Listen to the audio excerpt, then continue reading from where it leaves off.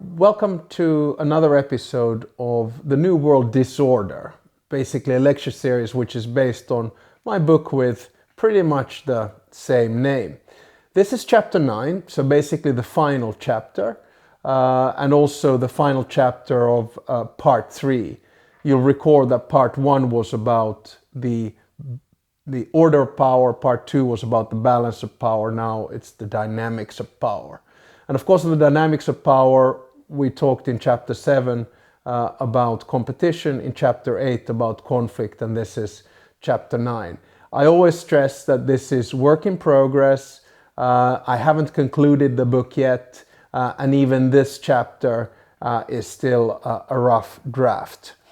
The final chapter, the conclusions, will not be coming out until sometime in mid-February, so hold your horses on that one.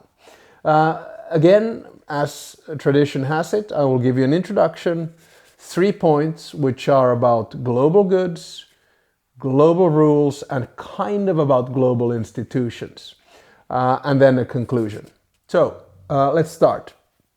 I guess the basic idea in this chapter 9 is to talk about how we can contain competition and conflict. And of course, the best way to do it is by having cooperation. I will not give you, set solutions. That'll be in the conclusions of the book, but at least perhaps some suggestions. Now, in my mind, everything is linked to everything. By that I mean to say not only competition, conflict, and cooperation, but the substance of things. So climate is linked to demography. Demography is linked to tech. Tech is linked to health, to pandemics, to finance, to terrorism, to food security. So we're starting to see a world which is actually quite interdependent. I mean, we quite often sing the song of we can take care of this ourselves, but in reality, as we have seen over the years, there are many interlinkages. Now, the question, of course, is that why are we now in a world where it seems like global competition or competition on geopolitics or tech is sometimes spilling over to conflict and in many ways also dominating over cooperation? So why do we have this sense that, multilateral institutions or regional institutions are not in charge?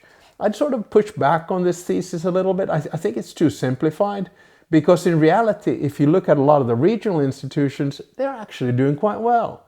8 countries want to join the EU, 2 countries want to join ASEAN, the African Union is doing quite well. A lot of countries want to join the UN Security Council. BRICS, so Brazil, Russia, India, China, and South Africa, just enlarged with 6 new countries. So, you have a lot of movement in these institutions. It's just that they're not the traditional ones that we often look at. So there's this sort of power play going on in the institutions of cooperation. At the same time, if you recall in chapter 3, we talked about this sort of multiplication or mushrooming of international institutions, both governmental organizations and non-governmental organizations. And I still think that the role of international institutions and others is to try to bring order into an otherwise rather disorderly world. So think about the institutions being there to solve common problems, to find common solutions to common problems. So what I look at in this chapter is, okay, what's at stake? What kind of reforms are we talking about? And what do the 3 spheres of power that I based the book on, the global West, the global East, and the global South, think about it all? So here we go. We'll start with the global goods. Okay, to a certain extent, I want to give a positive message or give you good news that I think everyone, it doesn't matter if you're an autocracy or democracy, understands that there is a set of global goods that we're basically going to have to cooperate with on if we want to survive. And you know what? Multilateralism on global goods worked fairly well after World War II. It was, dealt with democracy, dealt with human rights, and so on. But now they're contested. People are sort of, asking, is this multilateral system working? Is it able to deliver? I mean, look at the war in Ukraine, the Russian attack, of course. Look at different types of conflicts in the Middle East or in Sahel and all the frozen conflicts around the world. What's going on here? So let me give you 3 examples of global goods, which in my mind sort of force us to cooperate, even if some people don't like it. The first one, of course, is climate. Now, climate is linked to food security or say agriculture. It's linked to living conditions. It's linked to energy, to mobility. So, if you don't get the climate issue right, it's going to have ripple effects, or actually tsunami effects, around the world. And of course, countries have different priorities and different interests and different approaches to the fact. And also, they're entering the debate at different times in their history, and that's why it's so difficult. So in the UN, they have, I quote, a common but differentiated response, end of quote. It's also about climate finance, which I was dealing with when I was working at the European Investment Bank. So a very complex global good, which I'll talk about a little bit more later, but nevertheless something that needs to be solved. Second, trade. Now, trade sounds a bit boring, right? Trading goods and services, etc., etc. But the truth is that we need it. Why? Because it is part of competitiveness, it's part of our growth, and it's also linked to, say, reform in the WTO. And also, it's about great power competition, right? I mean, the Americans and the Chinese, they want to show that they have the strongest economy, or the European Union wants actually to do the same, or for instance, India wants to show that we are big players in this as well. So very important global good, and also just the sort of free flow of goods, services, sometimes people and money as well, I think is important. The third global good is security, and that I think we can all relate to. We all understand that you need stability and security in any type of a society. What do you do with threats linked to technology? What do you do with threats on nuclear? How do you deal with disarmament? How about threats linked to space? We need peace mediation, etc., etc. So I'm trying to say that there's so many issues in the world where we need to cooperate to find solutions, that you just can't sort of, make the argument that, okay, we don't have global goods, we don't need cooperation. Everyone understands that we actually do. But there is competition in all fields, and to be honest, if we fail to find a common solution, unfortunately, we'll all fail.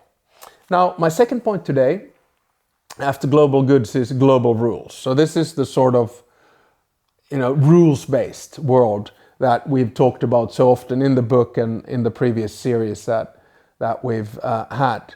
Now, here is where I want you to pause for a minute, because we all think that we're going to create some kind of a perfect world, right? And we think that rules and institutions are permanent. No, they're not. Think about everything as a process. It's not a journey from point A to point B. It's a process which keeps on changing. So in chapter 3, we talked about state and non-state institutions and rules. But let me bring a couple of examples. So we quite often forget that the UN, for instance, in the 1960s and the 1970s, the UN was very instrumental in protecting the statehood of newly independent states. Also those states that had gone through the atrocities of colonialism. So, it was sort of a movement or a process from, civil rights to political rights, and then after that, from social to economic rights. But the institutions were there and the rules were there to try to protect statehood. That's why we talked about territorial integrity or sovereignty or independence for that matter. And to add on to things, the rules have evolved in the sense that it used to be about, say, developing countries or development aid. And now, of course, it's about SDGs and goals. So this sort of movement all the time. So what do we learn from it? We learn that even global rules are incremental. They provide agency. They are about voice and representation in many ways. And that's why, if I may, I think a lot of countries in the global south and partially in the global east are challenging the global west, especially about the rules-based system, because they feel, some of them, that, and rightly so I think, that they don't have agency, or they don't have voice, or they don't have representation, or at least not strong enough in the UN, in the IMF, in the World Bank, in the WTO. And if you feel rejected from the organization, or if you don't feel like you have a say, then what do? Well, you don't rely on those rules, you work with something else. Having said that, we need a bare minimum of rules in order to have stability in the world. So we need rules on, for instance, how far can you weaponize trade? We need rules on the rule of law. We probably need rules on basic values, which of course can be derived from human rights charters, etc., etc. But we live in a very fragmented world, and that's what makes it a bit problematic. So my message here on the global rules side is to say that please don't kill the UN, the United Nations. It's not perfect, of course, but its agencies actually work quite well. And at the end of the day, the UN is there to contain big power confrontation. So that's why we saw, in the Korean War or the war in Iraq or different types of conflicts throughout its history. Yeah, it looks rough sometimes, and sometimes it doesn't come up with a perfect solution, and sometimes it's not able to, contain warring parties. But the bottom line is that the aim is good. It's just a question of how we reform those rules so that everyone, at least most of us, abide by them. And here's where I come to my third and final point. So the first one was on global goods, the other one was on global rules. And I'd kind of want this to be on the global institutions, but to be honest, at this stage, it's still about the triangle of power that we're dealing with. So what's the approach to cooperation of the three different main players that I've outlined? The global East, the global South, and the global West. And I'll take them in a slightly different order this time. So Russia and China in the global East, and of course Iran, as a package there. What do they think? First observation, again, remember, China is a patient strategic power. That's why it has created both financial and infrastructural and raw material dependencies around the world. It's transactional but non-conditional. The only condition it asks for is that if you cooperate with China, support a one China policy and preferably vote with them in the UN. Russia, on the other hand, is a disruptive power, it's a belligerent power, and also an aggressive power. Now, they have also sought different forms of cooperation. For instance, the BRICS, which now has 11 countries in it. Now, it was sort of originally there to counterbalance G7, so the big Western economically developed countries, where actually Russia visited for a little while until it was kicked out. The Global East also has the Shanghai Cooperation Forum, about 10 plus countries from Eurasia, includes Russia and China. Russia created the Eurasian Economic Community. China has created the AIIB, which is basically a development bank. It has its Belt and Road initiatives. So what I'm trying to say is that it's not all black and white and simple in the sense that, you have global institutions and that's it. No, you have a lot of informal and formal, regional and cross-continental institutions as well, which kind of makes the world into a patchwork system. But essentially, China has benefited from the rules-based order, the global rules, but it also wants to have more say in the system. Secondly, the global South. Now here, I can't stress this enough. The global South the 125 countries, of course with different profiles and different continents and the rest of it, they want agency. And rightly so. The world has changed. It keeps on changing. Remember, I talked about this being a process, not an end state. So, middle powers such as India, Brazil, Turkey, South Africa, Nigeria, like it or not, the reason they quite often reject some elements of global institutions is that they feel that they are underrepresented. I come back to the eternal question of the UN Security Council.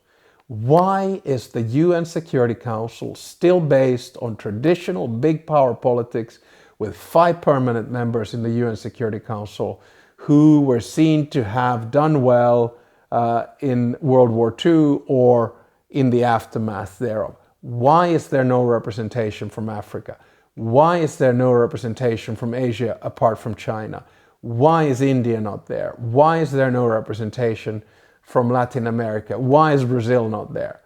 My solution will be, and I'll preview the conclusions, is that I think the Security Council and the UN should be based on regional representation. So the EU has 1 seat, the AU has 1 seat, Asia has 1 seat, Latin America has 1 seat, North America has 1 seat, etc., etc. Call me an idealist, so be it, but something needs to be done. But this is, of course, not only an issue in the UN, it's also more broadly about representation in the World Bank, representation in the IMF, or representation in the WTO. So, we're going to start seeing more South-South cooperation, and, I was quite glad to see that the African Union now became a part of G20. So it's G20 plus the African Union. But very much an approach whereby it wants agency in a broad kind of a sense. Now, the Global West, my final point. And this is where I feel in the book as well that it's the only place where I can give advice. Because I can't give advice to the Global East. I can't give advice to the Global South. I mean, yeah, I can portray my wishes, but there's still an element then of, moral high ground or lecturing. And I don't want to do that. But to the part of the world where I come from, the Global West, I can do that. Now, the first part is to say, I still think the Global West needs to understand that the world order is changing. That includes the international institutions and the multilateral institutions. And I know I get pushback from some of my Western colleagues on this, but I'll try to push the bucket and try to say that the world that we used to live in, post-World War II, post-Cold War, is not there anymore. And that means that we need to think of ways in which the international institutions become more fair for some players. And I'm talking mostly here about the Global South. I think we need to drive a dignified foreign policy, which I've talked about before. And I think quite often, and rightly so, we are accused from the Global South about colonialism or inconsistency. And there is this sort of link, and I'm not, take it at, surface value, but there's this link of a feeling historically that, empires were based on slavery. Industrialism was built on empires, economic growth was built on industrialism, and climate change has been caused by the economic growth of the West. So my point is, we need to cooperate with the Global South and the Global West and need to find ways of doing it. And here's where I come to my conclusion. I think that competition and conflict has an impact on cooperation, but it's a two-way street, so vice versa. I don't think that multilateralism, in other words cooperation, is a zero-sum game.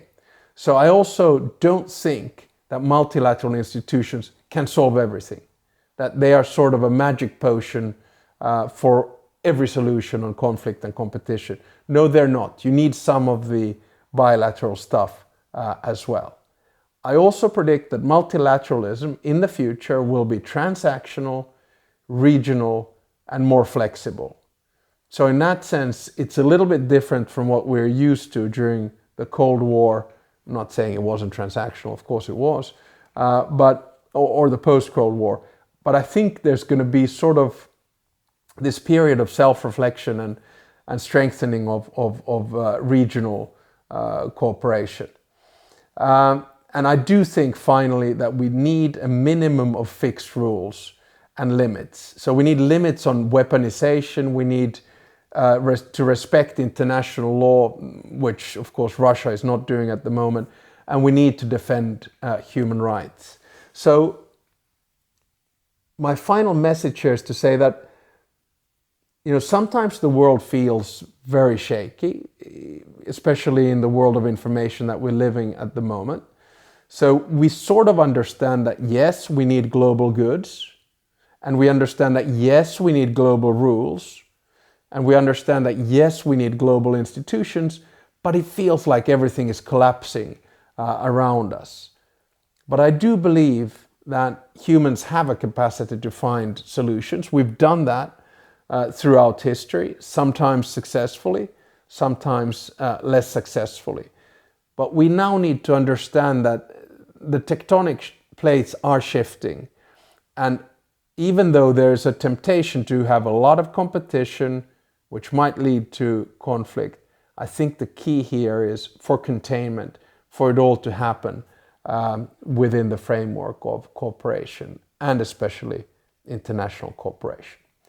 This was chapter 9, still work in progress, but hopefully you'll send me some comments on our YouTube channel and I'll try to pick some of the ideas from there. Thanks for listening.